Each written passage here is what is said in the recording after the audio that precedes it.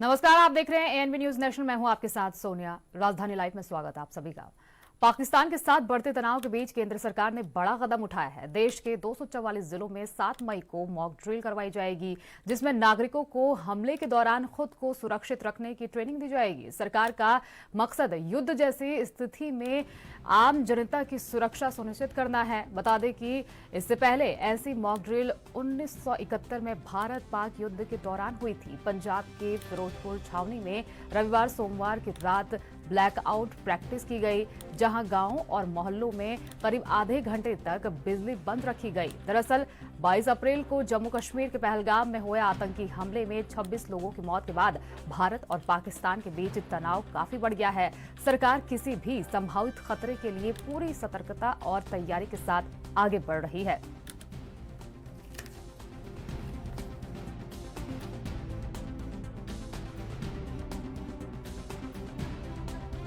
पाकिस्तान के साथ बढ़ते तनाव के बीच अब केंद्र सरकार ने बड़ा फैसला लिया है। देश के 244 जिलों में 7 मई को मॉक ड्रिल करवाई जाएगी, जिसमें नागरिकों को हमले के दौरान खुद को सुरक्षित रखने की ट्रेनिंग दी जाएगी। सरकार का मकसद युद्ध जैसी स्थिति से आम जनता की सुरक्षा सुनिश्चित करना है। बता दें कि इससे पहले ऐसी मॉक ड्रिल 1971 में हुई थी, जब भारत और पाकिस्तान के बीच युद्ध हुआ था। पंजाब के फिरोजपुर छावनी में रविवार सोमवार की रात ब्लैकआउट प्रैक्टिस की गई, जहां गांवों और मोहल्लों में करीब आधे घंटे तक बिजली बंद रखी गई। दरअसल 22 अप्रैल को जम्मू कश्मीर के पहलगाम में हुए आतंकी हमले में 26 लोगों की मौत के बाद भारत और पाकिस्तान के बीच तनाव काफी बढ़ गया है। सरकार किसी भी संभावित खतरे के लिए पूरी सतर्कता और तैयारी के साथ आगे बढ़ रही है। तो पाकिस्तान के साथ बढ़ते तनाव के बीच ये बड़ा फैसला भारत सरकार की तरफ से लिया गया है। अब देश के 244 जिलों में 7 मई को मॉक ड्रिल करवाई जाएगी, जिसमें आम नागरिकों को हमले के दौरान खुद को सुरक्षित रखने की ट्रेनिंग दी जाएगी। सरकार का मकसद युद्ध जैसी किसी भी स्थिति में आम जनता की सुरक्षा सुनिश्चित करना है। बता दें कि इससे पहले ऐसी मॉक ड्रिल 1971 में हुई थी, जब भारत और पाकिस्तान के बीच युद्ध हुआ था। पंजाब के फिरोजपुर में रविवार और सोमवार की रात ब्लैकआउट प्रैक्टिस की गई, जहां गांव और मोहल्लों में करीब आधे घंटे तक बिजली बंद रखी गई।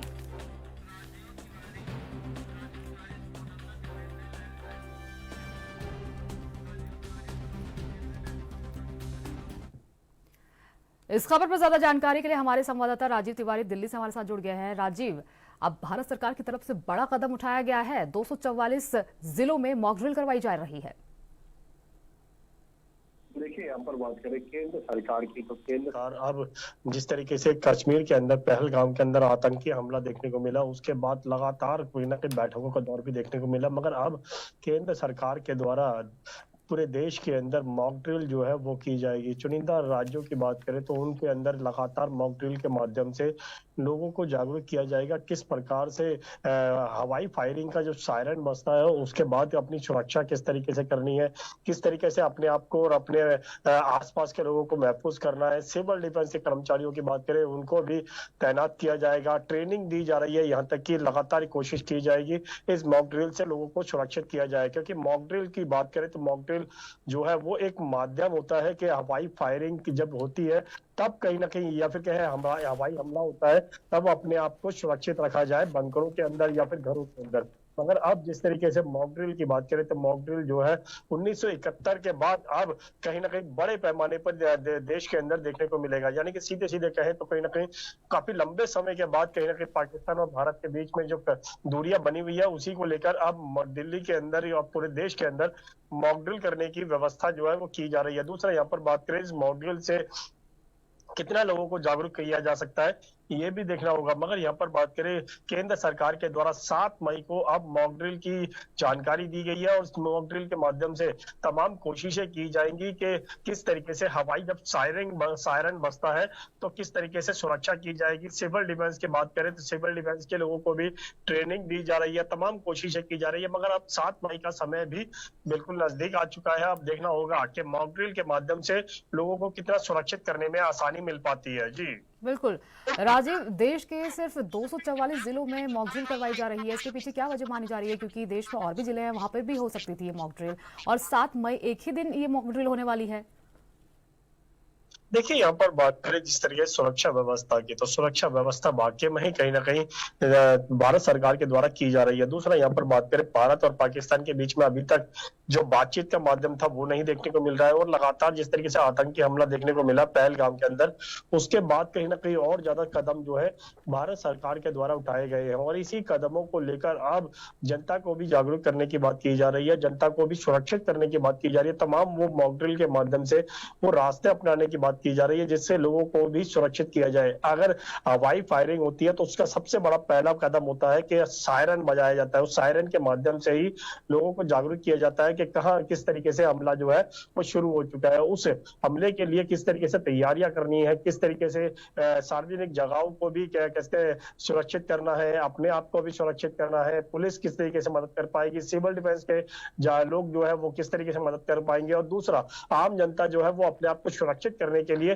किस तरीके से कदम उठा सकती है। उस तमाम मॉक ड्रिल के माध्यम से यही जानकारी जो है मिलती नजर आएगी ताकि हर व्यक्ति जो है वो सुरक्षित हो पाए। मगर अब देखना होगा कि वाकई में इस मॉक ड्रिल का असर होने वाला है या फिर कि वाकई में ही जो कहते हैं पाकिस्तान और भारत के बीच में जो दूरियां बनी हुई हैं अभी तक, उसको लेकर किस तरीके से कदम उठाए जाते हैं। भारत सरकार की तरफ से ये जरूर स्पष्ट कर दिया गया है कि पाकिस्तान को करारा जवाब जो है वो दिया जा सकता है, क्योंकि जिस तरीके से आतंकी हमले हो रहे हैं उसको लेकर अब दूरियां जो है वो और ज्यादा बढ़ती हुई नजर आ रही है। इसी को लेकर अब आम जनता के साथ साथ कहीं ना कहीं मॉक ड्रिल के माध्यम से सभी को जागरूक करने के लिए कोशिश जो है वो की जा रही है। जी बिल्कुल राजीव, जो ये मॉक ड्रिल प्रोसेस होने वाली है इसकी इसकी क्या कुछ तैयारियां अभी तक कर ली गई हैं, और क्या लोगों को घर घर जाकर ये ट्रेनिंग दी जाएगी या फिर कोई कैंप लगाया जाएगा? देखिए, यहाँ पर बात करें सिविल डिफेंस के कैंप के माध्यम से ही लोगों को जागरूक किया जाएगा। यहाँ तक कि सिविल डिफेंस के जब कैंप लगाए जाते हैं तो उसके अंदर ट्रेनिंग दी जाती है कि किस प्रकार से अपने आप को सुरक्षित करना है, किस प्रकार से परिवार को सुरक्षित करना है, किस प्रकार से आसपास के लोगों को सुरक्षित करना है, और दूसरा जब हवाई सायरिंग की जब सायरन बजता है तब कहीं ना कहीं किस प्रकार से वो घरों के बाहर ना निकले, घरों के अंदर महफूज रहे, और लगातार कोशिश की जाए ताकि वो बाहर ना निकल कर कहीं ना कहीं संकेत ना दे सके। दूसरा यहाँ पर बात करें कैसे तमाम कैसे नियम जो बनाए गए, चाहे वो अंधेरा करने की हो या फिर और तमाम कोशिशें हो, इस मॉक ड्रिल के माध्यम से ही स्पष्ट होता हुआ नजर आएगा। क्योंकि अभी तक जो ट्रेनिंग करने की बात की जा रही है वो सिविल डिफेंस के और दिल्ली पुलिस के माध्यम से बिल्कुल की जाएगी, मगर 7 मई का दिन जो जरूर रखा गया है। अब इस मॉक ड्रिल में कितने लोग जो है वो सुरक्षित होने के लिए अपनी जानकारी जो है वो जुटा पाएंगे, दूसरा इस मॉक ड्रिल के माध्यम से वाकई में ही सरकार जो है वो जनता तक एक जागरूक करने का जो कार्य कर रही है वो कितना सफल हो पाएगा, ये तो 7 मई को ही स्पष्ट हो पाएगा। जी बिल्कुल राजीव, देखा जाए तो ये मॉक ड्रिल इससे पहले 1971 में हुई थी जब भारत और पाकिस्तान के बीच युद्ध हुआ था। तो क्या ये मान लिया जाए कि अब भारत ने युद्ध की तैयारी शुरू कर दी है और कहीं ना कहीं भारत तैयार है युद्ध करने के लिए पाकिस्तान के साथ? अपने यहाँ पर बात करें भारत की और पाकिस्तान की, भारत जो है वो पाकिस्तान को अब करारा जवाब देने के लिए बिल्कुल तैयार हो चुका है, और लगातार ये भी कोशिश की जा रही है पाकिस्तान को ऐसा जवाब दिया जाए जिससे वो कहीं ना कहीं भविष्य में याद रखे। दूसरा बात करें दिल्ली की नहीं पूरे देश की जनता भी यही चाहती है कि पाकिस्तान को जवाब दिया जाए, आतंकवाद को खत्म करने के लिए कड़े कदम उठाए जाए, और यही कदम जो है अब देखने को मिल सकते हैं। मॉक ड्रिल जब की जाती है तो कहीं ना कहीं इसका सीधा सीधा असर जो है वो आम जनता को जागरूक करने का होता है। मॉक ड्रिल के माध्यम से ही ये स्पष्ट हो पाता है कि जब युद्ध का समय स्टार्ट होता है तब किस तरीके से अपने आप को सुरक्षित किया जाता है, क्योंकि अगर मॉक ड्रिल नहीं की जाएगी तो कहीं ना कहीं लोगों को यही नहीं पता लगेगा जैसे कि हवाई फायरिंग का जो सायरन बजता है वो क्यों बजाया गया है, उसका माध्यम क्या है, उसकी वजह से कितने लोगों को सुरक्षित करना है, अपने आप को कैसे सुरक्षित करना है, घरों में कैसे सुरक्षित रखना है, बंकर किस तरीके से बनाने होते हैं, सार्वजनिक स्थल जो है उनको कैसे सुरक्षित रखना होता है। तमाम कोशिशें जो है वो इस मॉक ड्रिल के माध्यम से स्पष्ट होती हुई नजर आएंगी। अब देखना होगा कि 7 मई को जब मॉक ड्रिल किया जाएगा उसके अंदर कितने बड़े कदम जो है उठाए जाएंगे, और इसको लोगों को जागरूकता करने के लिए लोगों को इस ट्रेनिंग को कैसे मॉक ड्रिल के माध्यम से जो ट्रेनिंग दी जाएगी उसके लिए किस तरीके से कदम उठाए जाएंगे। क्या दिल्ली पुलिस इसमें और ज्यादा सहयोग करेगी या बड़े अधिकारी भी इसमें उपस्थित होंगे, या फिर कहे सिर्फ सिविल डिफेंस के माध्यम से ही इसको इस पे अमल में लाया जाएगा, ये तमाम कोशिशें जो है वो 7 मई को ही देखने को मिल सकती है। जी बिल्कुल राजीव, अभी तो कहा जा रहा है कि सिर्फ एक दिन ये होने वाली है, 7 मई की तिथि तय की गई है, तो क्या ये अवधि और भी बढ़ सकती है? देखिए, यहाँ पर बात करें मॉक ड्रिल की, तो मॉक ड्रिल का 7 मई का जो समय रखा गया है और जिस तरीके से रक्षा मंत्रालय की तरफ से और गृह मंत्रालय की तरफ से इसकी जानकारी दी गई है, तो उससे साफ जाहिर है कहीं न कहीं मॉक ड्रिल के माध्यम से लोगों को सुरक्षित करने की बात की जा रही है। दूसरा यहाँ पर बात करें, ये मॉक ड्रिल जो है, वो क्या आगे भी बढ़ाई जा सकती है? शायद ये बिल्कुल सही कहा कि आगे भी इसको बढ़ाया जा सकता है, क्योंकि जैसे ही 7 मई का समय अब बिल्कुल नज़दीक आ चुका है, तो कहीं न कहीं लोगों को इसकी पूरी जानकारी नहीं है, कहाँ से ट्रेनिंग लेनी है, कहाँ से कैसे अपने आप को सुरक्षित रखना है। 7 मई को मॉक ड्रिल जब होगी तब किस तरीके से अपने आप को महफूज करने के लिए तरीका इस्तेमाल करने हैं, तो ये जरूर देखना होगा। मगर शायद सरकार की तरफ से इस मॉक ड्रिल को और लंबा किया जा सकता है, ताकि ज्यादा से ज्यादा लोगों को जागरूक किया जा सके, ज्यादा से ज्यादा लोगों को समझाया जा सके वो किस तरीके से अपने आप को सुरक्षित रख सकते हैं। जी बिल्कुल, सरकार की तरफ से इतना बड़ा कदम उठाया गया है, 244 जिलों में ये ट्रेनिंग दी जाएगी। तो वो कौन कौन से राज्य हैं जहां पर ये ट्रेनिंग दी जा रही है अभी? देखिए, यहाँ पर बात करें, जिन राज्यों के लिए मॉक ड्रिल किया गया है वो अभी तक चयनित नहीं किए गए हैं सरकार की तरफ से। कुछ राज्यों की बात करें, दिल्ली की बात करें या फिर और राज्यों की बात करें, खास तौर पर कश्मीर की बात करें या फिर बॉर्डर से सटे हुए राज्यों की बात करें, वहां पर इसको लेकर लगातार सुरक्षा व्यवस्था कड़ी की गई है और तमाम कोशिशें की जा रही है। मॉक ड्रिल के माध्यम से पूरे देश के लोगों को भी कहीं ना कहीं जागरूक किया जाएगा। मगर यहाँ पर बात करें दिल्ली के अंदर किया है या फिर और राज्यों की बात करें, जब हवाई फायरिंग होती है तब कहीं ना कहीं, या फिर यूं कहे कि हवाई हमला जब होता है तब कहीं ना कहीं सायरन बजाया जाता है। वो सायरन जो है वो संकेत देता है कि अब युद्ध जो है वो स्टार्ट हो चुका है और इसी युद्ध से बचाव के लिए तमाम रास्ते जो है वो अपनाए जाएंगे। मगर यहाँ पर बात करें कश्मीर से सटे हुए राज्यों की, पंजाब की बात करें या फिर और राज्यों की बात करें, वहां पर भी सुरक्षा व्यवस्था जो है वो कड़ी कर दी गई है, ताकि मॉक ड्रिल के माध्यम से और लोगों को जागरूक कर कहीं ना कहीं सुरक्षित किया जा सके कि कैसे लोगों को अपने आप को सुरक्षित रखना है। मगर यहाँ पर बात करें, इसकी जानकारी जो है वो गृह मंत्रालय की तरफ से दी गई है, तो साफ जाहिर है कहीं ना कहीं कदम जरूर उठते हुए नजर आ रहे हैं। मगर इस मॉक ड्रिल की समय सीमा शायद और भी ज्यादा बढ़ाई जा सकती है, ये जरूर देखना होगा। जी बिल्कुल, कहा जा रहा है कि पंजाब के फिरोजपुर में भी ये ट्रेनिंग दी गई है। बीते दिन और बीते रात को आधे घंटे तक करीब ब्लैकआउट करके ये ट्रेनिंग दी गई है। तो क्या सिर्फ आधे घंटे की ये ट्रेनिंग रहने वाली है या फिर इससे भी ज्यादा समय तक ये ट्रेनिंग दी जा सकती है एक दिन में? देखिए, यहाँ पर बात करें कश्मीर से सटे हुए या फिर कहें बॉर्डर से सटे हुए राज्यों की, तो पंजाब की बात करें, जम्मू कश्मीर की बात करें, पहलगाम की बात करें और जगहों की बात करें, तमाम तरीके से जो कैसे सिविल डिफेंस के थ्रू जो कैसे ट्रेनिंग दी जा रही है वो अभी 3 या 4 घंटे की दी जा रही है। मगर उसके बाद शायद इसको और ज्यादा बढ़ाया जा सकता है, क्योंकि जैसे जैसे कैंपों के अंदर आम जनता पहुंचेगी ट्रेनिंग लेने के लिए, वैसे वैसे इसकी संख्या जो है वो और ज्यादा बढ़ानी होगी और समय सीमा भी बढ़ाई जा सकती है। मगर अब देखना होगा, जो सन 1971 के अंदर जब मॉक ड्रिल की गई थी उस समय भी कहीं ना कहीं इसी तरीके की प्रक्रिया जो है वो सरकार के द्वारा अपनाई गई थी। मगर अब जिस तरीके से लगभग 85 साल 80 साल के बाद जिस तरीके से अब प्रक्रिया अपनानी है फिर मॉक ड्रिल की, उसके अंदर किस तरीके से लोगों को जागरूक किया जाएगा, किस तरीके से सुरक्षित किया जाएगा, और यहाँ तक कि बॉर्डर के तमाम राज्यों की बात करें, पंजाब की बात करें या फिर और राज्यों की बात करें, दिल्ली की बात करें या फिर उत्तर प्रदेश की बात करें, जब हवाई फायरिंग होती है तो ये स्पष्ट नहीं होता कि किन राज्यों के अंदर हमला होगा। मगर उन आसपास के तमाम राज्यों की बात करें तो उनके अंदर भी कहीं ना कहीं ट्रेनिंग जो है वो दी जाएगी। अब देखना होगा कि इस ट्रेनिंग के माध्यम से कितने लोगों को जागरूक किया जा सकता है। जी बिल्कुल, अगर राजीव, अगर युद्ध जैसी स्थिति पैदा हो जाती है देश में, तो ये मॉक ड्रिल जो कराई जा रही है वो कितनी सफल साबित होगी? क्योंकि अगर हम देखें 1971 में हम कह रहे हैं कि इस तरह की मॉक ड्रिल कराई गई थी, तो वहां पर ये कितनी सफल साबित हुई थी? देखिए, यहाँ पर बात करें 1971 के अंदर जब मॉक ड्रिल की गई थी तब कहीं ना कहीं काफी संख्या जो थी वो भारत के अंदर कम थी, जिसकी वजह से कहीं ना कहीं लोगों को जागरूक करने के लिए आसानी होती हुई नजर आई।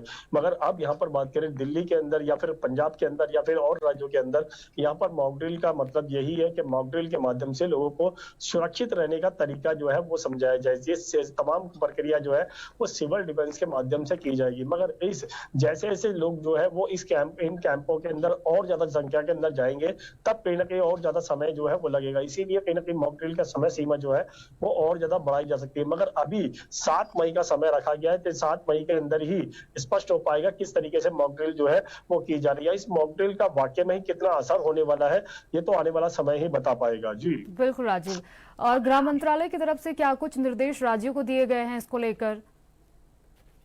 देखिए, यहाँ पर बात करें गृह मंत्रालय की, तो गृह मंत्रालय की तरफ से ये जरूर स्पष्ट कर दिया गया है कि लोग मॉक ड्रिल के माध्यम से लोगों को जागरूक किया जाए। मगर यहाँ पर एक चीज स्पष्ट कर दी गई है, जिस तरीके से पाकिस्तान और भारत के बीच में जो बातचीत का तमाम रास्ते थे वो बंद हो चुके हैं, तमाम व्यापारिक रिश्ते जो है वो भी बंद हो चुके हैं। तो इससे साफ जाहिर है, क्योंकि पाकिस्तान भी अपनी तरफ से ट्रेनिंग करता हुआ नजर आ रहा है, भारत भी अपनी तरफ से ट्रेनिंग करता हुआ नजर आ रहा है। इससे तो साफ जाहिर है कि जो आपसी रिश्ते हैं वो बिल्कुल अब बंद 99% जो है वो बंद हो चुके हैं। मगर यहाँ पर पहल जो है वो अभी तक बातचीत के माध्यम जो है कोई भी सरकार राज्य जो है या फिर कोई भी देश जो है वो अभी तक नहीं अपना रहा है। क्योंकि पाकिस्तान की बात करें, भारत की बात करें, दोनों ही तरफों से ट्रेनिंग कर ये साबित किया जा रहा है कि युद्ध का समय जो है वो नजदीक आ चुका है। मगर वाकई में ही क्या युद्ध का समय जो है वो नजदीक आ चुका है, ये जरूर देखना होगा। मगर यहाँ पर बात करें आम जनता की, तो जिस तरीके से पहलगाम के अंदर आतंकी हमला देखने को मिला, उसके बाद तो कहीं ना कहीं भारत के तमाम जनता के बीच में एक रोष जो है वो देखने को मिल रहा है। उस रोष का असर जो है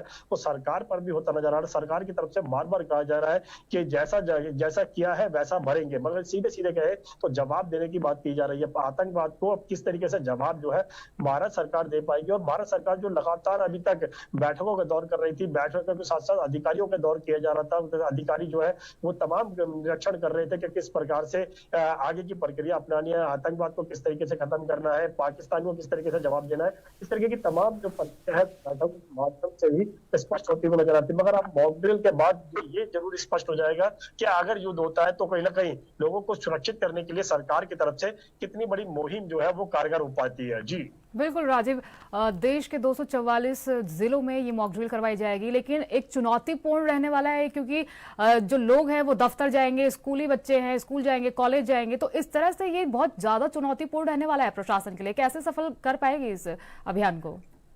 देखिए, बिल्कुल सही कहा आपने। यहाँ पर बात करें 7 मई को जिस तरीके से मॉक ड्रिल होनी है, 7 मई को ही यह स्पष्ट हो पाएगा कितने लोग जो है इस मॉक ड्रिल के अंदर हिस्सा ले पाते हैं। दूसरा, यहाँ पर बात करें जो ऑफिस जाने वाले लोग हैं, जो व्यापारिक लोग हैं, जो अपने व्यापार पे ले जाते हैं, क्या वो अपना काम धंधा छोड़कर इस मॉक ड्रिल में शामिल होंगे, ये जरूर देखना होगा। छात्रों की बात करें, छात्रों को जरूर ट्रेनिंग देने की बात की जा रही है, मगर क्या छात्र स्कूल छोड़कर या फिर स्कूल के जो टीचर है क्या वो स्कूलों के अंदर ही मॉक ड्रिल की ट्रेनिंग दी जाएगी या फिर क्या स्कूलों के बाहर ले जाकर बच्चों को ट्रेनिंग दी जाएगी। इस तरीके की तमाम जानकारी जो है वो 7 मई को स्पष्ट हो पाएगी। मगर यहाँ पर बात करें मॉक ड्रिल से माध्यम से कहीं ना कहीं लोगों को जागरूक करने के लिए, छात्रों को ट्रेनिंग देने के लिए इस तरीके की मॉक ड्रिल जो है वो समय समय पर बिल्कुल होनी चाहिए। और कहीं ना कहीं उससे लोग जो है वो अपने आप को सुरक्षित करने के लिए तमाम जो रास्ते हैं सरकार के द्वारा जो बताए जाते हैं वो कैसे सुरक्षित किए वो उस पर कदम उठता हुआ नजर आता है। मगर अब इस मॉक ड्रिल का असर कितना होने वाला है ये तो आने वाला समय ही बता पाएगा। मगर 7 मई का इंतजार जो है वो सबको है, वो 7 मई ही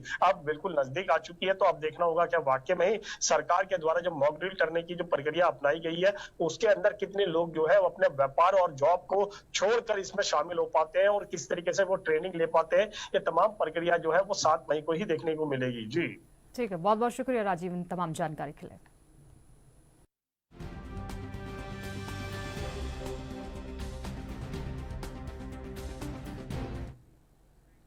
वक्त हो गया एक छोटे से ब्रेक के बाद फौरन लौटेंगे, बने रहिए हमारे साथ।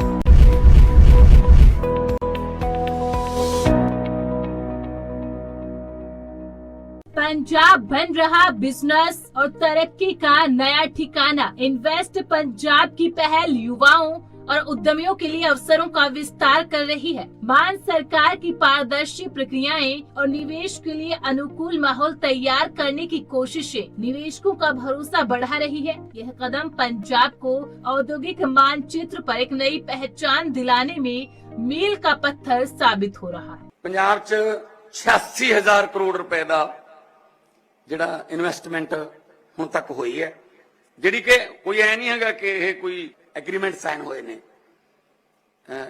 ਇਹ ਪੈਸਾ ਆ ਚੁੱਕਿਆ। 5300 ਨਿਵੇਸ਼ ਪ੍ਰਾਪਤ ਹੋਏ 2022 ਚ ਤੇ 4 ਲੱਖ ਲੋਕਾਂ ਨੂੰ ਜਿਹੜਾ ਡਾਇਰੈਕਟ ਰੋਜ਼ਗਾਰ ਦੇ ਮੌਕੇ ਹਾਸਲ ਹੋਣ। ਟਾਟਾ ਸਟੀਲ ਵਰਗੀ ਕੰਪਨੀ ਲੁਧਿਆਣੇ ਦੇ ਵਿੱਚ second biggest after Jamshedpur. Tata ਦਾ ਦੇਸ਼ ਦਾ ਦੂਜਾ ਸਭ ਤੋਂ ਵੱਡਾ ਜਿਹੜਾ ਪਲਾਂਟ ਹੈ ਉਹ ਲੁਧਿਆਣੇ ਚ ਲੱਗ ਰਿਹਾ। अंबुजा सीमेंट, फ्रेडनबर्ग, वर्वियो, कारगिल इंडिया, गोदरेज, बहुत नामी कंपनियां होर पंजाब दे विच इन्वेस्ट करने ਨੂੰ ਤਿਆਰ ਨੇ। इन्वेस्ट पंजाब के जरिए मुख्यमंत्री भगवंत मान सरकार ने किया कमाल। उद्योगपति और निवेशक पंजाब में कर रहे निवेश। मेरा नाम हरजिंदर सिंह ਬੰਗੜ ਪਿੰਡ ਕੁੰਬੜਾ ਜੀ और जो ਭਗਵੰਤ ਮਾਨ ਜੀ ਵੱਲੋਂ ਇੱਕ ਇਨਵੈਸਟਮੈਂਟ ਪੰਜਾਬ ਦੇ ਨਾਂ ਤੇ ਕਦਮ ਚੁੱਕਿਆ ਗਿਆ ਬਹੁਤ ਬਿਹਤਰੀਨ ਕਦਮ ਹੈ। ਇਸ ਨਾਲ ਕੀ ਹੋਏਗਾ, ਪੰਜਾਬ ਗਵਰਨਮੈਂਟ ਦੇ ਜਿਹੜੇ ਪੰਜਾਬ ਵੱਲੋਂ ਯੁਵਾ ਵਰਗ ਹੈ ਉਹਨਾਂ ਨੂੰ ਇੱਕ ਬਿਹਤਰੀਨ ਨੌਕਰੀਆਂ ਦਾ ਅਵਸਰ ਮਿਲੇਗਾ ਔਰ ਪੰਜਾਬ ਦੀ ਡਿਵੈਲਪਮੈਂਟ ਹੋਏਗੀ।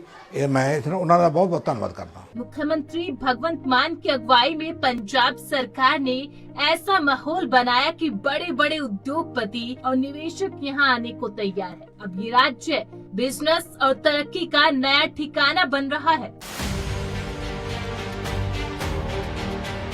उत्तर प्रदेश की राजधानी लखनऊ से मैं जितेंद्र सिंह। हिमाचल की राजधानी शिमला से ANB न्यूज के लिए मैं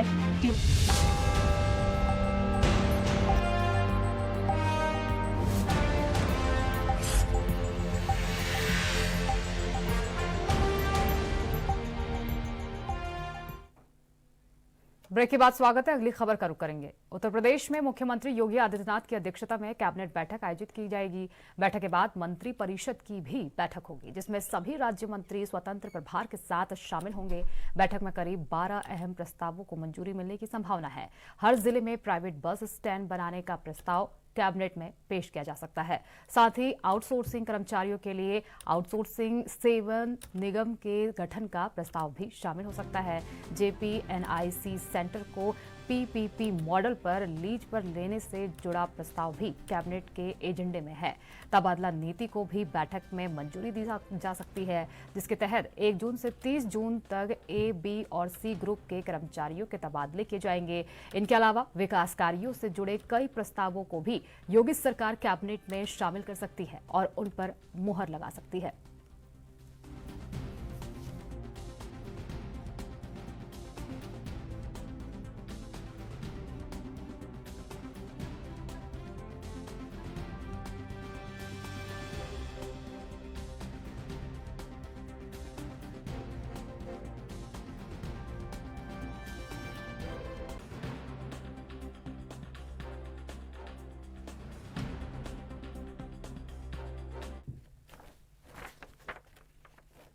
इस खबर पर ज्यादा जानकारी के लिए हमारे संवाददाता लखनऊ से जितेंद्र चौहान हमसे जुड़ गए हैं। जितेंद्र, कैबिनेट की बैठक आयोजित की जा रही है, क्या क्या मुद्दे रहेंगे जो इसमें सरकार इस पर बात कर सकती है इस बैठक में?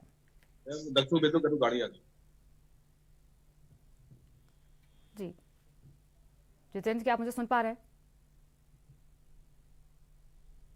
बिल्कुल, उत्तर प्रदेश के मुख्यमंत्री योगी आदित्यनाथ की अध्यक्षता में आज कैबिनेट बैठक हुई और मंत्री परिषद की बैठक हुई है। साफ कहा जा सकता है कि आज CM योगी आदित्यनाथ की अध्यक्षता में जो कैबिनेट बैठक हुई उसमें कई अहम प्रस्तावों पर मुहर लग सकती है और साफ कहा सकता है कि पूरी तरह से जो उत्तर प्रदेश को विकास के पंख लगाने वाली जो योजनाएं हैं उस पर कहीं ना कहीं सरकार पूरी तरह से मुहर लगाएगी और माना जा रहा है कि लगभग 12 से ज्यादा के प्रस्ताव आज कैबिनेट में पेश किए जाएंगे जिसमें सबसे बड़े कहा सकता है कि हर जिले में प्राइवेट बस स्टैंड खोलने को मंजूरी दे सकती है उत्तर प्रदेश सरकार। तो वहीं आउटसोर्सिंग जो कर्मचारी को लेकर सरकार जिनको अडॉप्ट करना चाहती है उन कर्मचारियों को अडॉप्ट करने के लिए सरकार निगम बनाना चाहती है, आउटसोर्सिंग निगम। उस निगम को लेकर भी कहीं न कहीं आज प्रस्ताव आ सकता है जिस पर उत्तर प्रदेश की योगी सरकार मुहर लगा सकती है। तो वहीं JPNIC जो कि समाजवादी सरकार ने बना था उस समाजवादी सरकार में साफ कहा सकता है कि पूरी तरह से JPNIC को अब लखनऊ विकास प्राधिकरण को सौंपने का काम उत्तर प्रदेश सरकार कर सकती है, जो कि पूरा देख रेख उत्तर प्रदेश की वो कहीं न कहीं लखनऊ विकास प्राधिकरण JPNIC की कर सकती है। तो वहीं उत्तर प्रदेश में अवैध पार्किंग के धंधे पर प्रतिबंध लगाने की नियमावली तैयार कर ली गई। इसमें कहा सकता है कि प्राइम टाइम जैसे 7 से 12, 5 से 8 बजे तक अधिकृत शुल्क वसूली की व्यवस्था शुरू की जाएगी। साथ ही नियमावली को मुख्यमंत्री योगी आदित्यनाथ की अध्यक्षता वाली कैबिनेट बैठक में मुहर लग सकती है। सचिवालय में 8 विशेष सचिव के पद बढ़ाने पर विस्तार किया जा सकता है, उस पर चर्चा की जा सकती है। ऊर्जा विभाग द्वारा प्रतिस्पर्धा बिल्डिंग के आधार पर 1600 मेगावाट का पावर जो परियोजना है उसको 1500 मेगावाट करने का प्रस्ताव दिया था। तो ऐसे कई अहम प्रस्ताव है जिस पर सरकार आज पूरी कैबिनेट मुहर लगाएगी। तो वहीं दूसरी तरफ ये कहा सकता है कि मंत्रिपरिषद की भी बैठक होगी कैबिनेट बैठक के बाद मंत्रिपरिषद के सभी राज्य मंत्री स्वतंत्र प्रभार इसमें शामिल होंगे और बैठक में जो तबादला नीति है उस पर ही माना जा रहा है कि कैबिनेट को मंजूरी मिलेगी और तबादला नीति में जो सभी राज्य मंत्री स्वतंत्र प्रभार जिन्होंने शिकायत करी थी कि उनके कहने से एक भी तबादले नहीं किए जाते उस पर भी तबादले पर चर्चा की जा सकती है और पूरी तरह से आज ये कैबिनेट बैठक अहम होगी। मुख्यमंत्री योगी आदित्यनाथ की अध्यक्षता में बैठक होगी। बिल्कुल जितेंद्र, जो तबादला नीति है इसमें क्या परफॉर्मेंस देख के अधिकारियों की उसके तहत लोगों ये अधिकारियों का तबादला किया जाएगा? क्योंकि आज भी कई आईपीएस अधिकारियों के तबादले किए जा चुके हैं उत्तर प्रदेश में। देखिए बिल्कुल जाहिर सी बात है कि कई जो अधिकारी परफॉर्मेंस के आधार पर तबादले तो किए जाएंगे, लेकिन ये जरूर कहा जा सकता है कि पूरी तरह से जो तैयारी है उत्तर प्रदेश सरकार ने ये कहा था कि कभी भी साल में कभी भी तबादले नहीं किए सकते, 2 बार तबादले किए जा सकते हैं जिस पर सरकार मंजूरी देगी और कहीं ना कहीं उस तबादला नीति को सरकार आज मंजूरी दे सकती है और साफ ये कहा सकता है कि मंजूरी देने के बाद जो एबीसी वर्ग के जो अधिकारी है उसके तबादले किए जा सकते हैं। पूरी तरह से साफ तौर पर कहा सकता है कि तैयारी उत्तर प्रदेश सरकार की तबादला नीति को जो कि 1 जून से 30 जून तक देगी उस पर कहीं ना कहीं उसके तहत तबादले किए जा सकते हैं। बिल्कुल, और पार्किंग नीति पर भी आज बात होने की संभावना जताई जा रही है। ये कितना असर डालता है लोगों की जिंदगी में? क्योंकि पार्किंग की सुविधा जब होती है तभी लोग अपने वाहनों को लेकर यहाँ से वहां निकल पाते हैं और समय से अपने दफ्तर पहुंच पाते हैं। देखिए अवैध पार्किंग का जो उत्तर प्रदेश में धंधा चल रहा था उस पर योगी सरकार ने वार करने का काम किया। जितनी भी अवैध पार्किंग थी उत्तर प्रदेश के अलग अलग जिलों में उन सबको बंद कराने का काम किया था और सरकार अब उसी के तहत अवैध पार्किंग पर प्रतिबंध के साथ साथ 5 से 8 जो प्राइम टाइम है उन प्राइम टाइमों में शुल्क लगाने का काम सरकार करेगी और इससे सरकार का राजस्व भी बढ़ेगा और कहीं ना कहीं लोगों को पार्किंग से जो सड़क पर जाम लगता था उससे भी कहीं ना कहीं राहत मिल सकती है। तो सरकार की तैयारी पूरी है और एक बड़ी कैबिनेट आज होगी, 11 बजे के आसपास कैबिनेट होगी। कैबिनेट के बाद मंत्रिपरिषद की बैठक होगी और मंत्रिपरिषद में सभी राज्य मंत्री स्वतंत्र प्रभार शामिल होंगे और कैबिनेट बैठक में सभी कैबिनेट मिनिस्टर शामिल होंगे। बिल्कुल जितेंद्र, आउटसोर्सिंग सेवा निगम के गठन पर भी प्रस्ताव आज पास हो सकता है, तो इस पर क्या जानकारी है? देखिए ठेकेदारी जो प्रथा थी उस पर सरकार लगाम लगाने जा रही है क्योंकि बहुत शिकायतें मिलती थी। जो कर्मचारी ठेके पर रखे जाते तो उन पर शिकायतें मिलती, तो उसी के तहत कहीं ना कहीं सरकार आउटसोर्सिंग के तहत जो सरकार निगम बनाएगी उस पर आउटसोर्सिंग कर्मचारी को ले लेगी और उसी के आधार पर तनख्वाह भी सरकार देगी। जो भी उनकी सुविधाएं होंगी वो भी सरकार आउटसोर्सिंग कर्मचारी को देने का काम करेगी और एक अच्छी खबर कही जा सकती है कि कर्मचारी के लिए जो सरकार सीधा संवाद बनाने का काम करे। ठेकेदारी प्रथा पे पूरी तरह से सरकार रोक लगाने जाएगी और कहीं ना कहीं इसको मंजूरी मिल जाती है तो जाहिर सी बात है कर्मचारी के अंदर अच्छा खासा कहीं ना कहीं खुशी का माहौल दिखाई पड़ेगा। बिल्कुल, एक बार फिर मैं आपसे जानना चाहूंगी, पार्किंग नीति जो है उसमें क्या जो पार्किंग का शुल्क लिया जाता था उसमें भी क्या बढ़ोतरी की बात हो सकती है? देखिए अभी किसी प्रकार का कोई बढ़ोतरी की नहीं, ये जो कह सकता है कि पार्किंग नीति को सरकार बढ़ावा दे सकती है और जो प्राइम टाइम है उन प्राइम टाइमों में सरकार शुल्क लगाने का काम करेगी। तो पूरी तरह से तैयारी पूरी है उत्तर प्रदेश सरकार की। जो कि अवैध पार्किंग उत्तर प्रदेश में चलती है तो उन अवैध पार्किंगों में सरकार पूरी तरह से लगाम लगाने का काम करेगी।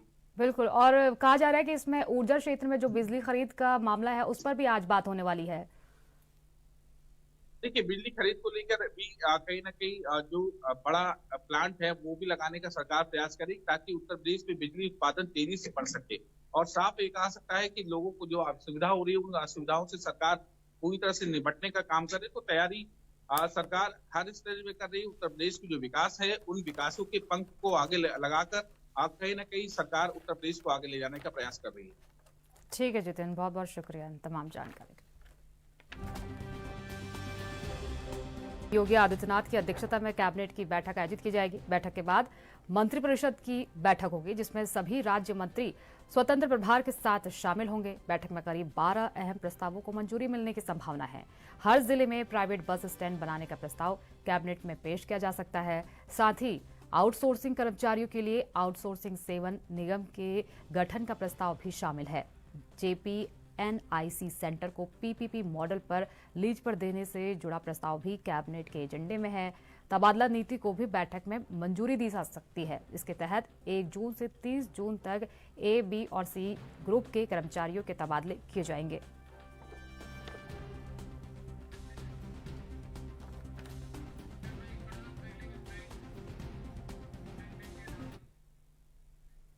वक्त हो गया एक छोटे से ब्रेक का। ब्रेक के बाद फौरन लौटेंगे, बने रहिए हमारे साथ।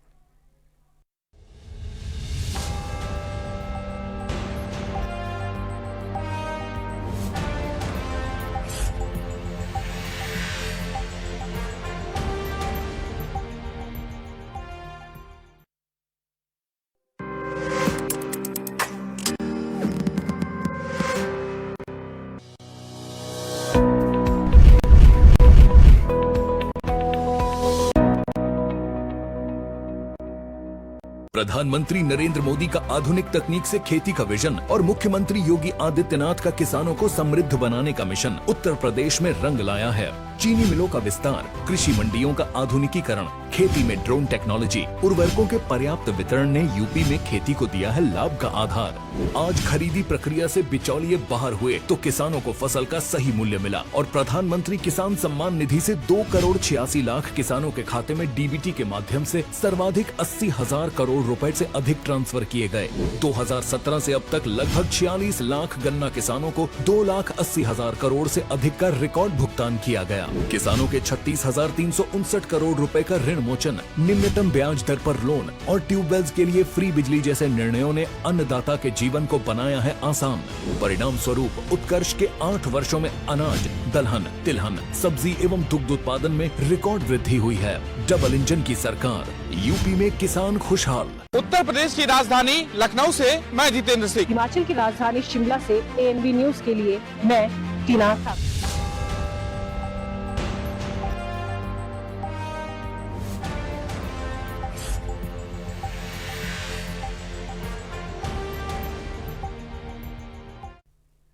ब्रेक के बाद स्वागत है। अगली खबर का रुख करेंगे।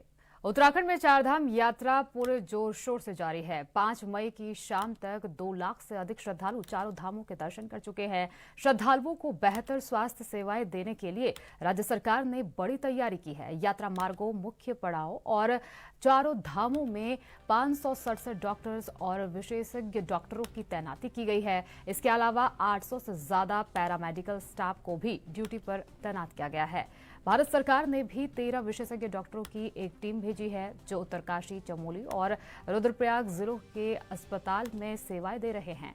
स्वास्थ्य मंत्री धन सिंह रावत ने बताया कि यात्रियों के लिए चिकित्सा सुविधाएं मजबूत की गई है। राज्य सरकार ने इसके लिए विशेष नीति तैयार की है। उत्तरकाशी, चमोली और रुद्रप्रयाग के 49 स्थायी और 20 अस्थायी अस्पतालों में स्टेशन के आधार पर डॉक्टरों की तैनाती की गई है। इनमें फिजिशियन, सर्जन, ऑर्थो सर्जन, निषेधक और स्त्री रोग विशेषज्ञ समेत 31 डॉक्टर शामिल हैं, जबकि 200 चिकित्सा अधिकारी और 381 पैरामेडिकल स्टाफ भी सेवाएं दे रहे हैं।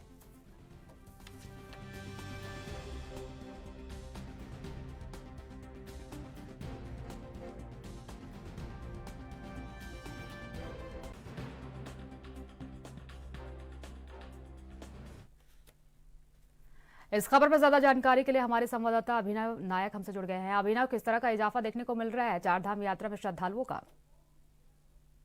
तो बिल्कुल, अगर बात करें उत्तराखंड में चारधाम यात्रा जो है वो जोरों शोरों से चल रही है और 5 मई की शाम तक अगर बात करें तो 2 लाख से अधिक श्रद्धालु जो है वो धाम के दर्शन भी कर चुके हैं। इसके अलावा चारधाम यात्रा पर जो आने वाले श्रद्धालु हैं उनको बेहतर स्वास्थ्य सुविधाएं उपलब्ध कराने के लिए जो है राज्य सरकार ने कई बड़ी जो है तैनाती डॉक्टर्स की वहाँ पर की है। और जो यात्रा मार्ग पर यात्रा पड़ाव है वहाँ पर अस्थायी अस्पतालों में लगभग 567 डॉक्टर, विशेषज्ञ डॉक्टर्स की तैनाती की गई है। इसके अलावा 800 से अधिक पैरामेडिकल स्टाफ की भी तैनाती की गई है।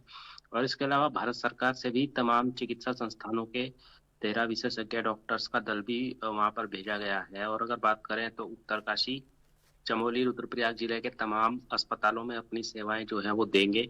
और स्वास्थ्य मंत्री जो धन सिंह रावत है उन्होंने भी चारधाम यात्रा पर आने वाले तीर्थयात्रियों को जो है बेहतर सुविधाएं उपलब्ध कराई जाए, ऐसा उन्होंने दिशा निर्देश भी दिया है। और इसी के लिए राज्य सरकार जो है उसने ठोस नीति भी तैयार की है। और उन्होंने बताया है कि इस बार उत्तरकाशी, चमोली और रुद्रप्रयाग जिले में भी कहीं ना कहीं चारधाम यात्रा मार्गों पर अगर बात करें तो लगभग 39 जो है स्थायी और 20 अस्थायी अस्पतालों में रोटेशन के आधार पर भी 567 जो है चिकित्सकों की तैनाती भी की गई है। इसके अलावा बात करें तो जो अस्थायी अस्पताल हैं उनमें फिजिशियन और सर्जन, ऑर्थो सर्जन, निषेधक और स्त्री रोग के डॉक्टर्स भी जो है वहाँ पर तैनात किए गए हैं, 200 चिकित्सा अधिकारी और 380 पैरामेडिकल स्टाफ भी जो है वहाँ पर तैनात किया गया है। तमाम तरह की तैयारियां जो है वो की गई हैं। जी सोनी। अभिनव, जो ये डॉक्टरों की तैनाती की गई है अलग अलग जगहों पर, ये कब तक की कितने दिनों तक ये तैनाती रहेगी, और क्या आने वाले समय में डॉक्टरों की संख्या और ज्यादा बढ़ा सकती है सरकार?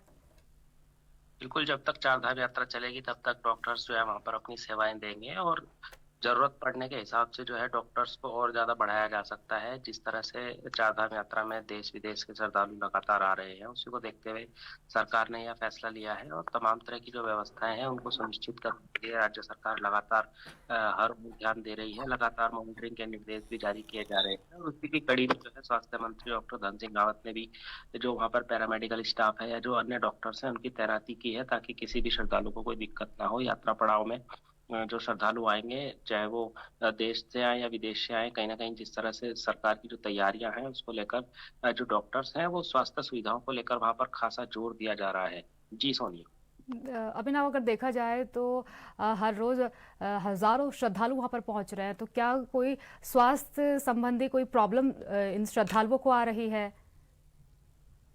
बिल्कुल, अगर बात करें तो कहीं ना कहीं जिस तरह से अगर कोई किसी श्रद्धालु को कोई दिक्कत आती है तो उसी के लिए जो है डॉक्टर्स की तैनाती की है। विशेषज्ञ डॉक्टर्स भी हैं, सभी डिपार्टमेंट्स के डॉक्टर्स को वहां पर तैनात किया गया है और श्रद्धालुओं की सेवा के लिए ही इनको वहां पर तैनात किया गया है। सरकार का ध्येय भी है कि लगातार जिस तरह से उत्तराखंड में श्रद्धालु आ रहे हैं, क्योंकि उत्तराखंड में चार धाम यात्रा सरकार की रीढ़ है और यहाँ से आर्थिकी का विकास होता है। 6 महीने चलने वाली यह यात्रा अब जो है शुरू हो चुकी है और 6 महीने तक यहाँ पर काफी श्रद्धालु जो है आएंगे और लगातार जिस तरह से सरकार ने सभी तैयारियां पूरी की हैं तो उसी को लेकर स्वास्थ्य सेवाएं जो है वो भी कहीं ना कहीं बहुत जरूरी हैं। ऐसे में अगर जो श्रद्धालु आ रहे हैं अगर उनको किसी तरह की कोई दिक्कत है तो वो अस्पतालों में जा सकते हैं या फिर जो वहाँ पर परामर्शीय चिकित्सक हैं उनसे सलाह ले सकते हैं। और MBBS MD डॉक्टर्स जो हैं सरकारी अस्पतालों के, उनको वहाँ पर अपनी सेवाएं देने के लिए कहा गया है और अगर जरूरत पड़ी तो पैरामेडिकल स्टाफ को भी जो है लगातार बढ़ाया जाएगा। इसके अलावा 17 बेड का अस्पताल जो है वो केदारनाथ में बनाया गया है और 25 बेड का अस्पताल जो है वो बद्रीनाथ में बनाया गया है। इसके अलावा हेली एम्बुलेंस सेवा को भी जो है सुचारू रखने के मुख्यमंत्री ने निर्देश दिए हैं, ताकि किसी भी आपात स्थिति से निपटने के लिए हेली एम्बुलेंस का सहारा लिया जा सके, जो कि एम्स ऋषिकेश से जिस हेली एम्बुलेंस को जो है जोड़ा जाएगा। इसके अलावा 157 जो है वो मोटर जो है हेली एम्बुलेंस के साथ साथ जो है 157 लाइफ सपोर्ट एम्बुलेंस भी जो है वो जोड़ी गई हैं, ताकि किसी भी तरह की कोई दिक्कत किसी श्रद्धालु को ना हो और जल्द से जल्द जो है उसको उपचार मिल सके। बिल्कुल अभिनव, 500 से ज्यादा डॉक्टरों की तैनाती तो सरकार की तरफ से की गई है, लेकिन केंद्र सरकार की तरफ से भी 13 विशेषज्ञ डॉक्टर भेजे गए हैं। कहाँ कहाँ पर इनको तैनात किया गया है? कौन कौन से वो अस्पताल है जहाँ पर इन्हें तैनात किया गया है? बिल्कुल, अगर बात करें तो कहीं ना कहीं जिस तरह से जो चार धाम यात्रा है, चारों धामों में ही इन पैरामेडिकल डॉक्टर्स की जो है वो तैनाती रहेगी, क्योंकि चार धाम ही जो है वो उत्तराखंड के विश्व प्रसिद्ध है और चारों धामों में जो है लगातार लाख की संख्या में जो है अब श्रद्धालु आने शुरू हो चुके हैं। वहीं पर जो है डॉक्टर्स की तैनाती रहेगी और लगभग 6 महीने तक ये अपनी सेवाएं वहां पर देंगे और तरह तरह के जो इंतजाम है वो सरकार ने वहां पर पूरे कर दिए हैं। किसी भी तरह की कोई दिक्कत नहीं है, चाहे वो पार्किंग हो, स्वास्थ्य सुविधाएं हो, इसके अलावा रहने खाने की हो, तमाम तरह की जो व्यवस्था है उस पर काफी लंबे समय से जो है तैयारियां चल रही थी। और मुख्यमंत्री पुष्कर सिंह धामी ने इस बार कहा भी है कि इस बार की यात्रा पिछले कई वर्षों से अलग होने वाली है और इस बार जो है रिकॉर्ड तोड़ श्रद्धालु भी उत्तराखंड का रुख करने वाले हैं। जी सोनिया। बिल्कुल अभिनव, हर बार देखा जाता है कि विपक्ष का भी इसमें योगदान रहता है, तो विपक्ष की तरफ से पिछले बार तो स्वास्थ्य कैंप लगाए गए थे जगह जगह पर और समर्थन करते हुए सरकार का साथ दिया था, लेकिन इस बार तो कुछ अलग ही नजर आ रहा है। क्या उनकी तरफ से कोई स्वास्थ्य कैंप पिछले बार की तरह क्या इस बार भी लगाया गया है? बिल्कुल, अगर बात करें तो इस बार जो प्रदेश अध्यक्ष हैं उत्तराखंड कांग्रेस के करण माहरा, उन्होंने साफ तौर पर कहा था कि इस बार भी जो है वो मेडिकल कैंप वहां पर लगाएंगे और उनके जो पदाधिकारी हैं वो यात्रा मार्गों पर जो है लोगों की समस्याओं को सुनेंगे और उनका निदान कराने की कहीं ना कहीं कोशिश करेंगे। इस बार भी जो है उत्तराखंड कांग्रेस यह बीड़ा उठाने वाली है और इस तरह के जो कैंप हैं स्वास्थ्य चिकित्सा के, उसको लेकर वहां पर जो है उनके जो पदाधिकारी हैं वो जाएंगे और यात्रा मार्गों पर श्रद्धालुओं को किसी भी तरह की कोई दिक्कत है तो उनकी वहां पर पूरी मदद की जाएगी। इस बार भी उन्होंने साफ किया था कि इस बार जो उत्तराखंड में आने वाले श्रद्धालु हैं वो उनके मेहमान हैं और तमाम तरह की अगर कोई उनको दिक्कत आ रही है तो उनकी दिक्कतों का जो है जल्द से जल्द निदान कराने की कोशिश भी उत्तराखंड कांग्रेस करेगी। जी सोनी। ठीक है अभिनव, बहुत बहुत शुक्रिया तमाम जानकारी के लिए।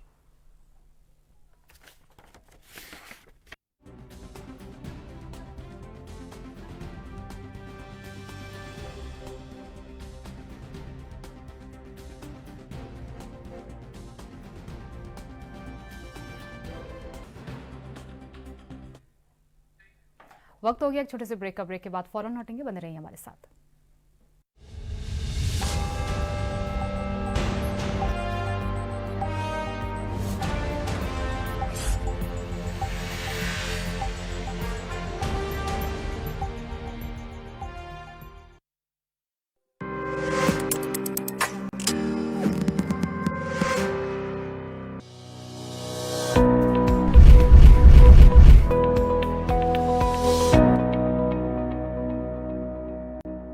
सड़क सुरक्षा फोर्स, आपकी सुरक्षा मिशन है हमारा। आइए इसे सफल बनाएं। सड़क सुरक्षा फोर्स के साथ कदम से कदम मिलाएं। इस योजना की शुरुआत 27 जनवरी 2024 को जालंधर से की गई थी, जो अब तक निरंतर जारी है। इसका उद्देश्य पंजाब में राष्ट्रीय और राज्य राजमार्गों पर सड़क सुरक्षा और यातायात प्रबंधन को बढ़ाना है। यह एसएसएफ देश में पहली फोर्स है जो राष्ट्रीय और राज्य राजमार्गों पर यातायात के नियमों का पालन करते हुए जनता की सुरक्षा के लिए कार्य करती है। नमस्कार, मैं हूं आराध्या। मैं पंजाब सरकार का बहुत बहुत धन्यवाद करना चाहती हूं क्योंकि उन्होंने सड़क सुरक्षा फोर्स का गठन किया है। इससे लोगों को काफ़ी फ़ायदा मिल रहा है। जी हाँ, अगर सड़क पर कोई भी दुर्घटना होती है, एक्सीडेंट होता है, तो आप तुरंत 112 नंबर पर कॉल कर उनको बुला सकते हैं। ये पंजाब सरकार का एक बहुत ही अच्छा कदम है। इस योजना से दुर्घटनाओं के कारण होने वाली मौतों में 48.10% की कमी देखी गई। सड़क सुरक्षा फोर्स सड़की हादसे घटाने का सब तो बढ़िया साधन है। जो कोई ट्राली ट्राला कोई गड्डी खराब हुई खड़ी है जो सड़क पे पुलिस रहेगी, हर 30 किलोमीटर के रेडियस एक गड्डी थानू मिलेगी, तो कंट्रोल होगी स्पीड। एसएसएफ सड़क सुरक्षा फोर्स। यह बल राज्य के 4100 किलोमीटर के राष्ट्रीय और राज्य राजमार्गों पर जीवन की सुरक्षा के लिए प्रतिबद्ध है।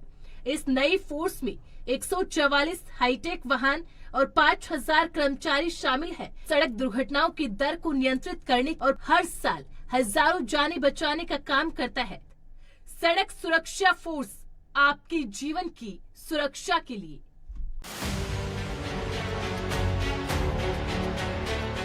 उत्तर प्रदेश की राजधानी लखनऊ से मैं जितेंद्र सिंह। हिमाचल की राजधानी शिमला से ANB न्यूज के लिए मैं टीना ठाकुर। छत्तीसगढ़ की राजधानी रायपुर से मैं अखिलेश तिवारी।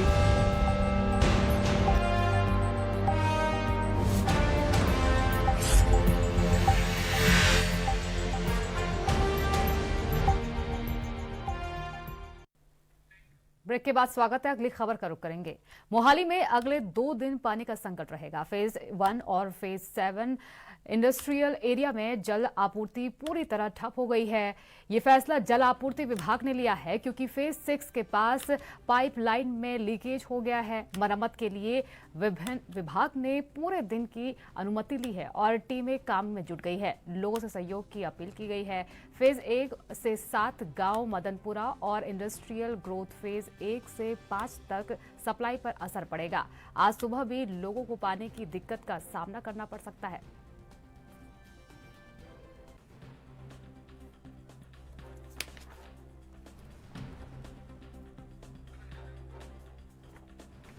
तो मोहाली में अगले 2 दिन पानी का संकट रहेगा।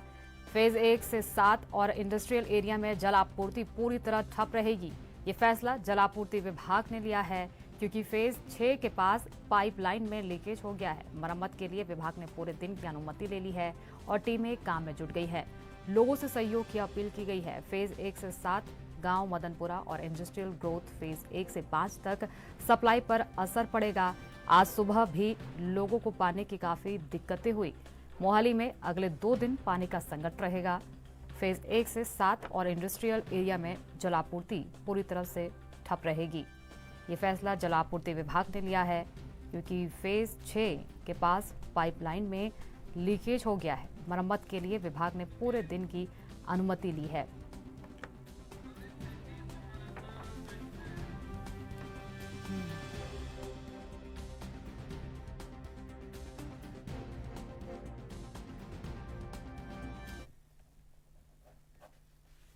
इस खबर पर ज्यादा जानकारी के लिए हमारे संवाददाता अमित सेठी हमसे जुड़ गए हैं। अमित, क्या किस तरह से लोग प्रभावित हो रहे हैं? 2 दिन का जल संकट अब मोहाली में देखने को मिल रहा है। बिल्कुल बताना चाहूंगा कि अगर बात की जाए मोहाली की, तो मोहाली में जो है पाइपलाइन जो है उसकी जो है लीकेज की वजह से जो है 2 दिन के लिए जो है पानी की जो सप्लाई है उसे बंद कर दिया गया। हालांकि लोगों को जागरूक जो है बिल्कुल पहले ही कर दिया गया था, क्योंकि कई दिनों से जो है पानी की वहां पर जो है लीकेज देखने को मिल रही थी। साथ ही बात की जाए फेज 1 से फेज 7 तक के जो लोग हैं उन्हें थोड़ा सा मुश्किलों का सामना करना पड़ सकता है। वहीं अगर हम म्युनिसिपल कॉर्पोरेशन मोहाली की बात करें तो बिल्कुल उन्होंने भी पुख्ता इंतजाम किए गए हैं, और कई जगहों पर जहाँ पे पानी जो है नहीं है, कई लोगों जो जहाँ पर, तो वहाँ पे टैंकर से जो है सप्लाई की जा रही है। हालांकि आज शाम को जो है थोड़ा पानी जो है छोड़ने की संभावना जो है जताई गई। पाइपलाइन लीकेज की ये जो प्रॉब्लम है वो कैसे अचानक से उत्पन्न हो गई? क्या इसकी जानकारी पहले से जल विभाग को थी? बिल्कुल, अगर पाइपलाइन की बात की जाए, क्योंकि अगर मोहाली की हम बात करें तो मोहाली पे कई जगहों पर सड़कों के जो है निर्माण कार्य जो है वो चल रहे हैं, और साथ ही बहुत पुरानी पाइपें हैं, जिसके चलते हो सकता है कि कोई लीकेज जो है जिस तरह से आ गई हो। जिस तरह से जानकारी जो है विभाग के पास पहुंची और उसके बाद उसकी जो है रिपेयर का काम जिस तरह से शुरू करना था, तो लोगों को भी जागरूक कर दिया था। या तो अपना पानी जो है उसको इकट्ठा कर लिया जाए और अपनी टैंकीज जो है उनको फुल रखा जाए, क्योंकि 2 दिन जो है समस्या जो है बिल्कुल मोहाली में जो है फेज 1 से लेकर फेज 7 तक जो है रहने वाली है। साथ ही अगर हम म्युनिसिपल कॉर्पोरेशन मोहाली की बात करें तो उन्होंने भी जो है राहत की खबर लोगों को साथ ही ये भी दे दी थी कि अगर जिन लोगों को पानी चाहिए है तो उनको हम टैंकर के माध्यम से जो है पानी की जो है सप्लाई करेंगे। जी, यानी कि जो लोग प्रभावित हो रहे हैं उन्हें टैंकर के माध्यम से पानी पहुंचाया जा रहा है, तो क्या वो संतुष्ट है? अभी 2 दिन का लंबा समय है और पानी की आवश्यकता हर किसी को होती है। बिल्कुल, क्योंकि अब तकनीकी खराबी है तो बिल्कुल लोगों को भी जो है पानी की जो वर्तुज है वो अब कम करनी पड़ेगी। प्रशासन भी जो है इसमें पूरा सहयोग दे रहा है। हालांकि तकनीकी खराबी अब जिस तरह से आई है तो लोगों को भी जो है बिल्कुल समझना पड़ेगा, और साथ ही जो है पानी की वर्तुज भी कम करनी पड़ेगी। वहीं अगर प्रशासन की बात करें तो प्रशासन भी लोगों के बिल्कुल साथ है। जिन लोगों को पानी जिनके पास नहीं है उनको जो है टैंकर के माध्यम से जो है पानी जो है मुहैया करवाया जा रहा है। बिल्कुल, टैंकर के माध्यम से पानी तो मुहैया कराया जाएगा। आम जनता को तो चलो घर घर जाकर ये मुहैया करा लेंगे, लेकिन जो स्कूल है, हॉस्पिटल है, इंडस्ट्रियल एरिया है, यहाँ पर कैसे पानी पहुंचाया जाएगा? जी बिल्कुल, अगर वहाँ की जो स्कूल और अन्य जिस तरह हॉस्पिटल्स की बात की जाए तो वहाँ पर भी जो है टैंकर के माध्यम से ही पानी बिल्कुल जो है दिया जा रहा है। अब वहाँ पे जो भी जो लोग हैं, खासकर जो म्युनिसिपल कॉर्पोरेशन से जुड़े हैं, बिल्कुल कई विभाग के जो उसमें और भी लोगों को जो है बोला गया है कि आप म्युनिसिपल कॉर्पोरेशन पे जो है संपर्क करो और पानी जो है वहाँ पर बिल्कुल मिलेगा। तो बिल्कुल कह सकते हैं कि म्युनिसिपल कॉर्पोरेशन जो है बिल्कुल लोगों की जो है ध्यान दे रहा है, क्योंकि मूलभूत जरूरत है पानी की। अगर बात करें तो बिल्कुल हॉस्पिटल्स में भी जो है उसकी सप्लाई जो है की जाएगी, साथ ही स्कूल में के अंदर भी जो है सप्लाई की जाएगी। अच्छा, जो अभी बेमौसम बारिश हुई है उसका भी असर यहाँ पर माना जा रहा है, क्योंकि जलभराव की जो स्थिति थी वो उत्पन्न हो गई है, तो क्या ये भी वजह रह सकती है इस लीकेज की? हालांकि जिस तरह से मैंने पहले भी जिक्र किया कि अगर मोहाली की बात करें और वहां पर जो है कई सड़कों का जो है अपना निर्माण कार्य जो है वो भी चल रहा है, और साथ ही अगर हम बात करें क्योंकि मोहाली के अंदर जो है पिछले लंबे, क्योंकि काफी पुराना शहर बसा हुआ है और पानी की पाइपलाइन जो थी काफी पुरानी थी, तो हो सकता है कि उसमें जो है टेढ़ आई हो। हालांकि अगर बारिश की बात करें तो बारिश जो है देखने को मिली है, बिन मौसम बारिश हो चुकी हुई है। वेस्टर्न डिस्टर्बेंस जो इसका कारण माना जा रहा है, मगर इतना भी जो है पानी जो है इकट्ठा नहीं हुआ कि जिससे ये स्थिति आ सके। हालांकि कई अधिकारियों से भी बात करने की कोशिश की, उनका भी यही कहना था कि पुरानी पाइपलाइन है जिस वजह से ये जो है नुकसान। ठीक है, बहुत बहुत शुक्रिया आपका इन तमाम जानकारी के लिए।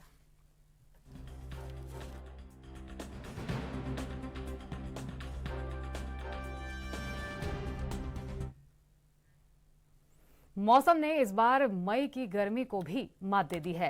पहले ही सप्ताह में बारिश और ओलावृष्टि ने तापमान को नीचे गिरा दिया है, जिससे ठंड का एहसास होने लगा है। अक्सर मई में गर्मी चरम पर होती थी, लेकिन इस बार मौसम का मिजाज बदला बदला सा हुआ नजर आ रहा है। आगामी 11 मई तक हिमाचल का मौसम बिगड़ा रहने वाला है। 9 मई तक ज्यादा खराब हालात बना रहेंगे। 10 और 11 मई को कुछ ही स्थानों पर खराब मौसम की आशंका जताई गई है। बीते 24 घंटों में बिलासपुर के काहू में सबसे ज्यादा बारिश रिकॉर्ड की गई है, जबकि केलांग का न्यूनतम तापमान 4.1 डिग्री सेल्सियस रहा। ऊना में अधिकतम तापमान में 33 डिग्री दर्ज किया गया है। इस बिगड़े मौसम का सीधा असर फसलों पर पड़ा है। मैदानी इलाकों में गेहूं की फसल को नुकसान हुआ है, तो वहीं ऊपरी क्षेत्रों में सेब, गुलदी, फल, मटर और सब्जियों की फसल प्रभावित हुई है। मौसम विभाग ने शिमला और कसौली में फिर से ओलावृष्टि की चेतावनी जारी की है। आज इन इलाकों में ओले गिरने की संभावना जताई जा रही है। वहीं कुफरी, रिकांगपियो और सेयोबाग और ताबो में तेज हवाएं भी चल सकती हैं।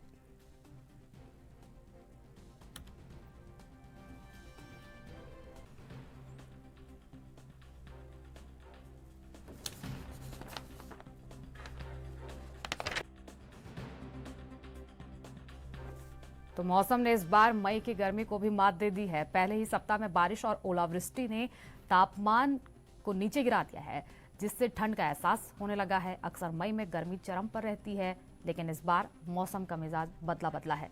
आगामी 11 मई तक हिमाचल का मौसम बिगड़े रहने वाला है।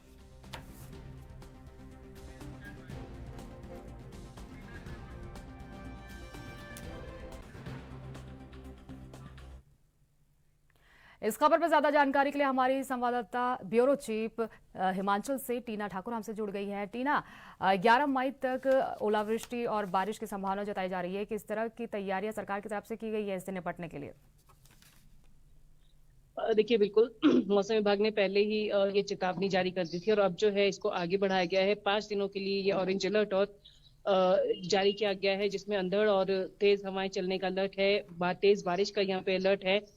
3 दिन यानी 6 से लेके 9 तक जो है काफी खराब यहाँ पे मौसम रहने वाला है और इनमें कई जिलों में जो है बहुत तेज बारिश हो सकती है और इसके अलावा 40 से 50 किलोमीटर की रफ्तार से अंधड़ चल सकता है, तूफान आ सकता है। तो तमाम जो लोग हैं उनको एहतियात बरतने की सलाह जो है प्रशासन की तरफ से दी गई है और जिन जिलों के अलर्ट जारी किया गया वहां पे भी जो प्रशासन है अपनी तरफ से जो ये अलर्ट जारी किया जा रहा है उसके बीच जो उनकी तैयारियां हैं वो बैठक भी ले रहा है और साथ में जो टीम्स हैं उनको भी निर्देश दिए गए हैं और सारी तैयारियां फिलहाल जो है वो कर ली गई है प्रशासन की तरफ से। जिला प्रशासन अपने अपने स्तर पे सतर्क है और किसी भी जो आपदा की स्थिति है उससे निपटने के लिए उन्होंने पूरी तैयारी कर रखी है। फिलहाल लोगों से ये जरूर अपील की जा रही है, पर्यटकों से जरूर ये अपील की जाती है कि जब इस तरह का कोई अलर्ट मौसम विभाग की तरफ से आता है तो सड़कों की स्थिति और जो मौसम आने वाले 3-4 घंटों का रहने वाले हैं उसको ध्यान में रखते हुए अपनी यात्रा सुनिश्चित करें। तो ऐसे में अगर आपको बहुत ज्यादा जरूरी ना हो तो घरों से ना निकले। आपको बताएं कि अभी जिस तरह से मौसम हिमाचल में बना हुआ है 7 डिग्री तक टेम्परेचर में गिरावट यहाँ पे दर्ज की गई है, जिसके कारण यहाँ पे मौसम जो है कई जगहों पे सुहाना है और कई जगह पे जो ठंड है उसका एहसास यहाँ पे हो रहा है। तो सोनिया, देखिए 11 मई तक मौसम इस तरह खराब बना रहेगा।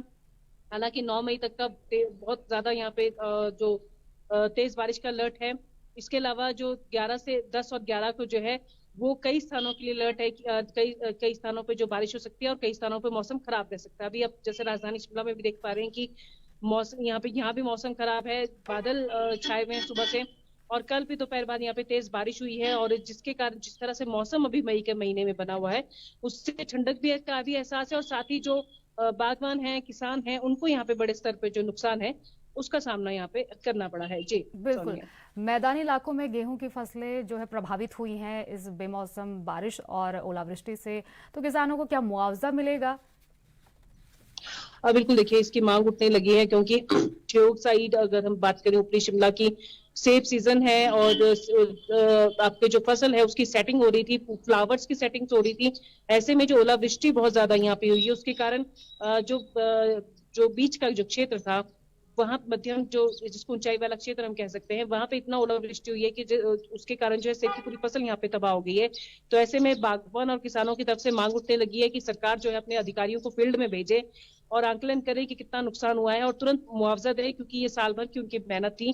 तो ऐसे में देखिए हर तरफ से मांग उठ रही है। विधायक भी ये मांग उठा रहे हैं कि सरकार को जो है अब जो राजस्व की टीमें हैं उनको फील्ड में भेजना चाहिए और ये देखना चाहिए कि कितना नुकसान हुआ है और मुआवजा यहाँ पे जो है वो उस हिसाब से जो है किसानों और बागवानों को यहाँ पे मिलना चाहिए। ठीक है, जो जल जमाव की स्थिति थी वो जस की तस है या फिर यहाँ पर सरकार की तरफ से कुछ किया गया है, प्रशासन की तरफ से इसका हल निकाला गया है? क्योंकि अभी तस्वीरों में देख पा रही हूँ कि किस तरह से जल जमाव की स्थिति वहाँ पर उत्पन्न हो गई है। देखिए वो कई जो मैदानी इलाके हैं, ऊना है और जो कुछ क्षेत्र है वहाँ पे जो ये स्थिति थी उससे खैर फिलहाल जो है निपट लिया गया है। हालांकि ये रोज की बात है कि जब भी मानसून से आने के पहले भी हम बात करें, अभी तो खैर मानसून आने में 2 महीने का टाइम शेष है। फिलहाल जिस तरह से ये देखने में आया था कि जिस तरह से तेज बारिश के कारण यहाँ पे जल भराव हो रहा था और लोगों के जो घर है, दुकान है, वहाँ पे पानी घुस रहा था, काफी नुकसान यहाँ पे देखने को मिला था। उससे प्रशासन जो है वो तैयारी जरूर ये कर रहा था कि जो नालियां हैं, जो ड्रेनेज सिस्टम है, उसको दुरुस्त किया जाए और कर भी लिया गया है कई जगह पे, लेकिन फिर भी जो ये स्थिति है वो लगातार बनी हुई है। तो ऐसे में जो प्रशासन है वो इससे निपटने के लिए आगे की तैयारियां कर रहा है, ताकि जो आने वाले दिन है उसमें ऐसी लोगों को जो समस्या है वो उसका ना सामना करना पड़े। जी बहुत बहुत शुक्रिया टीना जी आपका इन तमाम जानकारी के लिए।